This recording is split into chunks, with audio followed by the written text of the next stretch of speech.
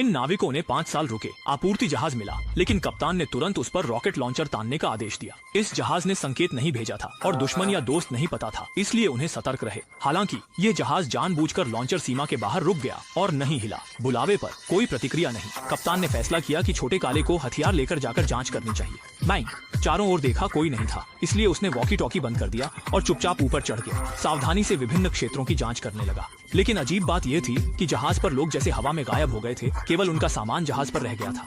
कप्तान चिंतित था, लेकिन तनाव में वॉकी टॉकी चालू करना भूल गया। कोई जवाब नहीं मिला। कप्तान नियंत्रण कक्ष गया, सुरक्षा से। अब उसे तुरंत इस जहाज को नष्ट करना होगा। ये तोप के मार्ग क्षेत्र से बाहर था। कप्तान उस घातक हथियार को दाग सकता था। उसने आखिरी बार छोटे काले से संपर्क किया। उसने आपूर्ति सामग्री खोज ली थी। 3 दिन से भूखा वह तुरंत भोजन कर लिया। उसकी किस्मत थी कि उसने वॉकी टॉकी चालू किया और कप्तान का संदेश प्राप्त किया। इस आपूर्ति जहाज की उत्पत्ति अज्ञात थी। भोजन की कमी के लिए उन्होंने चौकी के किनारे खींच लिया। जैसे ही आपूर्ति जहाज आया, अजीब चीजें लगातार होने लगी। उस दिन जब सभी खाना खा रहे थे, पैट को चक्कर आने लगे तो उसने रोटी को गेंद बनाकर मेज पर रखा और रोटी की गेंद एक तरफ सीधी लुढ़क गई। इसका मतलब है कि प्लेटफॉर्म आपूर्ति जहाज की दिशा में पूरे 4.5 डिग्री झुका हुआ था।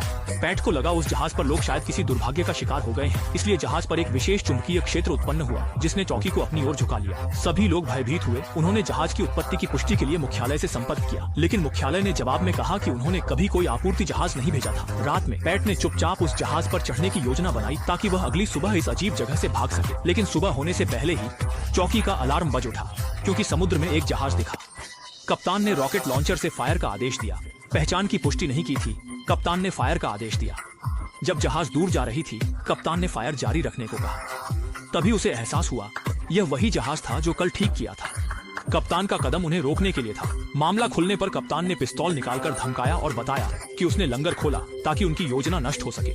उसने पैट से फायर जारी रखने को कहा जब तक जहाज नष्ट न हो जाए। उसने सिर हिलाया और कप्तान ने कान को गोली से छेद दिया। उनके पास कोई विकल्प नहीं था, इसलिए उन्होंने वही किया और उन्होंने उस एकमात्र उम्मीद को नष्ट कर दिया जिससे वे इस चौकी से भाग सकते थे। जिंजी अचानक आई और कप्तान को बेहोश कर दिया, फिर उसे एक कमरे में बंद कर दिया। कप्तान की मानसिक स्थिति गड़बड़ है। अब केवल 3 लोग चौकी पर काम कर रहे थे। इस चौकी पर एक गुप्त परमाणु हथियार था जिसे 24 घंटे गश्त करके सुरक्षित रखना पड़ता था। कप्तान कम होने से सभी की काम की मात्रा बढ़ गई। छोटे काले ने कप्तान को खाना देने का सोचा, वह सामान्य हो जाएंगे, लेकिन कप्तान ने उसे रोक लिया और उसे कारण बताया। जब आपूर्ति जहाज आया, कप्तान ने जहाज की नौवहन डायरी पाई, जिससे पता चला कि जहाज हमेशा किसी के नियंत्रण में थी। लेकिन जब वे चौकी पहुंचे, उनकी नौवहन मार्ग अचानक बदल गया और डायरी ने रिकॉर्ड करना बंद कर दिया। कप्तान को शक था कि जहाज के पहुंचने से पहले किसी ने क्रू मेंबर्स को नुकसान पहुंचाया। जहाज पर कोई नहीं था और संकेत नकली था। लोग परमाणु हथियार की सुरक्षा के लिए आए थे। रहस्यमय व्यक्ति का उद्देश्य परमाणु हथियार चुराना है और वह चौकी के 4 लोगों में से एक